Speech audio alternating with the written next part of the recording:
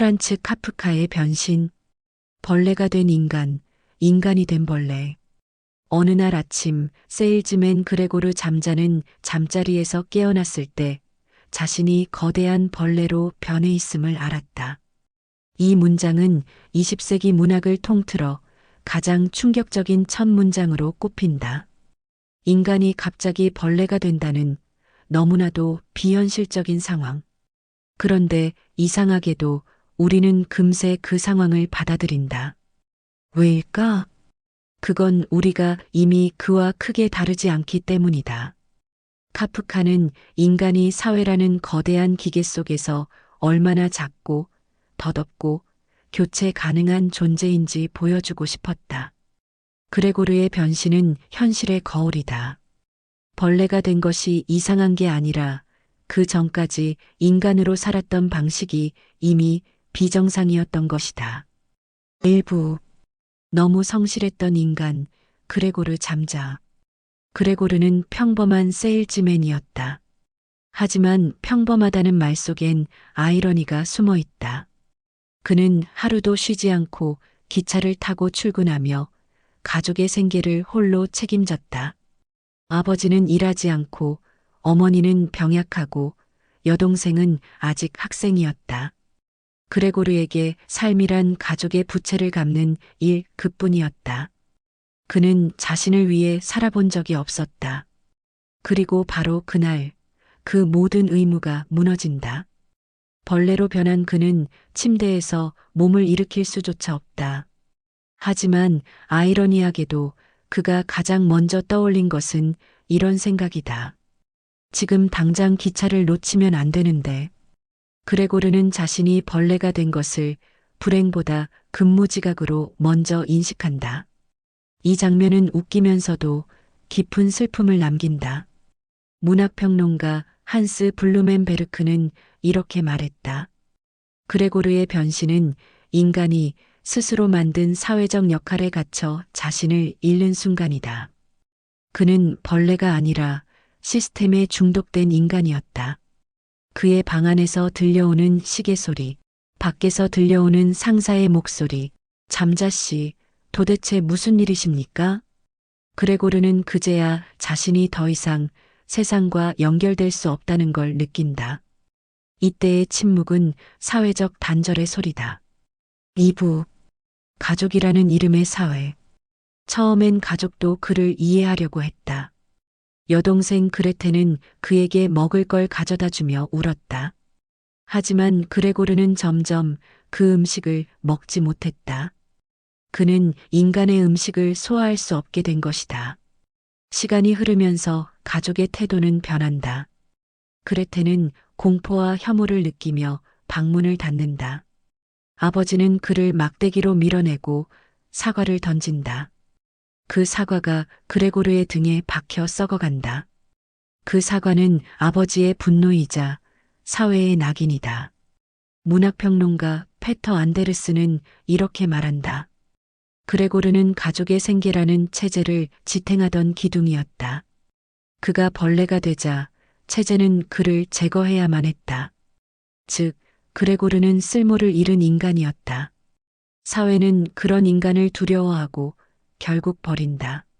아버지는 신문을 던지고 어머니는 졸도하고 여동생은 저건 오빠가 아니야 라고 외친다.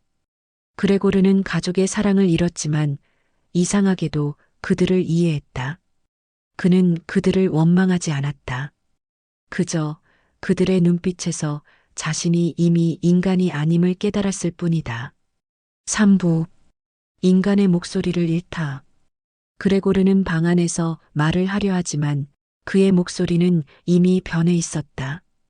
그가 아무리 말해도 가족은 그 소리를 알아듣지 못한다. 그레고르는 언어를 잃은 것이다. 한나 아렌트는 인간은 말할 수 있을 때 비로소 세상 속 존재가 된다고 했다. 그레고르가 말을 잃었다는 건 곧 존재가 지워졌다는 뜻이다. 그는 여전히 생각하고 느끼지만 전달할 수 없다. 이것은 언어의 단절이자 인간관계의 단절이다. 심리학자 에리 프롬은 이렇게 해석했다. 카프카의 인물들은 타인의 시선 속에서 자신을 본다. 그들은 결국 사회가 정한 틀 안에서만 자신을 인식한다. 그레고르 역시 스스로를 벌레로 규정하기 시작한다. 그는 방 안에 머무르며 문을 잠근다. 누가 그를 가둔 것이 아니라 그 자신이 세상과의 연결을 끄는 것이다. 그의 방은 점점 어두워진다. 가족은 그 방을 창고로 사용하고 먼지와 쓰레기가 쌓인다. 그레고르는 점점 더 깊은 침묵 속으로 사라져간다. 사부, 사랑의 파괴, 존재의 고립. 그레고르는 여동생의 바이올린 연주 소리를 듣는다. 그는 너무 오랜만에 느껴보는 따뜻한 감정에 이끌려 문을 연다.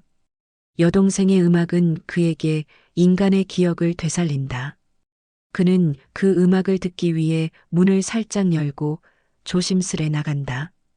그 순간 가족들은 경악한다. 여동생은 비명을 지르고 아버지는 의자를 던진다. 저건 오빠가 아니야. 저건 괴물이야. 이 한마디로 모든 관계는 끝난다. 그레고르는 다시 방으로 도망친다. 이때 그는 완전히 깨닫는다. 나는 이제 그들에게 아무런 의미도 없는 존재다. 그의 심장은 조용히 멈춰간다. 문학평론가 스탠리 코어는 말했다. 그레고르가 가장 인간적인 순간은 인간들에게 완전히 버려지는 순간이다. 그는 죽음 직전까지도 여동생의 연주를 떠올렸다. 사랑이 닿지 않는 세계에서 그건 마지막 위로였다. 오부, 죽음 그리고 해방. 그레고르는 어느 날 새벽 고요히 죽는다. 그의 죽음은 소리조차 내지 않는다. 가족은 그를 발견하자마자 안도의 한숨을 내쉰다. 이제 다시 평범한 삶을 살 수 있겠구나. 그레고르의 시신은 하녀가 버린다. 그는 이름도 장례도 없이 사라진다. 가족은 피크닉을 떠나며 웃는다. 그 장면은 잔혹하지만 동시에 묘하게 현실적이다. 사회는 언제나 비정상을 제거함으로써 안정을 찾는다. 문학사학자 미하엘 밀러는 이렇게 분석했다. 그레고르의 죽음은 가족의 구원이다. 그의 존재가 사라짐으로써 사회의 질서가 복원된다. 그의 희생은 해방이 아니다. 그저 사회가 안심하기 위한 의식이다. 변신의 철학적 의미. 변신은 단순한 초현실 소설이 아니다. 그건 인간 존재의 형이상학적 리포트다. 철학자 알베르 카미는 말했다. 카프카의 세계는 부조리 속의 질서이며 인간은 부조리 속에서만 인간이 된다. 그레고르는 부조리 속에서 진짜 인간의 감정을 되찾았다. 그는 사랑했고 외로웠고 수치심을 느꼈고 용서를 바랐다. 그 모든 감정은 인간의 증거였다. 그레고르가 벌레로 변한 순간 아이러니하게도 그는 비로소 인간이 되었다. 그는 타인의 시선이 아닌 자기 인식 속에서 자신을 본다. 그는 고통 속에서도 사랑을 느끼고 이해를 원한다. 그가 벌레로 살았던 시간은 인간이 되는 시간이었다. 프란츠 카프카는 어느 편지에서 이렇게 썼다. 나는 인간이 인간으로 남는 것이 얼마나 어려운지를 쓰고 싶었다. 우리는 모두 어느 정도의 변신을 겪는다. 회사에서, 가정에서, 사회 속에서 우리는 매일 다른 껍질을 입는다. 직원으로, 부모로, 자식으로, 소비자로. 그러다 문득 거울을 보면 그 안에 내가 낯설게 느껴진다. 그레고르처럼 우리도 언젠가 자신을 알아보지 못할까? 하지만 카프카는 희망을 남겼다. 그레고르는 끝내 사랑을 잊지 않았다.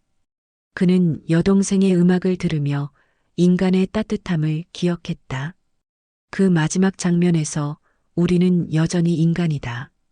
우리는 오늘도 묻는다. 당신은 지금 어떤 껍질 속에서 살고 있나요? 그 껍질은 당신을 보호하나요? 아니면 가두고 있나요?